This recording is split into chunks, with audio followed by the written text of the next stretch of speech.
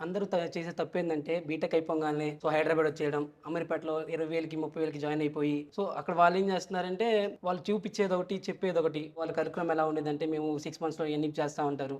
కానీ అది 8 months, 12 months అవి టైం వేస్ట్ చేసుకుంటారు. అది కాక అందరూ ఆలోచిస్తుంది ఏందంటే 20,000కి వచ్చేసింది. మనం నేర్చేసుకుంటాం, జాబ్ కొట్టేస్తాం అనుకుంటారు. వాళ్ళు అలా ఫేక్ ప్రామిస్ చేయడం వల్ల నేను సఫర్ అయ్యాను. దెన్ నేను చాలా ఇన్‌స్టిట్యూట్ తిరిగేసి హ్మ్. డెమో క్లాసెస్ అన్నీ వినేసి one of my friend who recommended full stock academy. హ్మ్. హియర్ ఎలా అంటే వాళ్ళ కరికులం అంటూ ఆన్ పాయింట్ ఉంటది.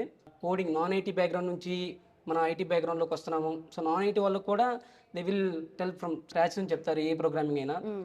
ఇలా ఉండడం వల్ల మనకు బెనిఫిట్ అవుతా ఉంటది. ఫుల్ స్టాక్ అకాడమీకి నేను రావడం వల్ల నార్మల్‌గా అయితే నేను అంతలాగా ఎక్స్‌ప్రెస్ చేయలేను. నా హ్మ్. నా వాయిస్ అంతా అని.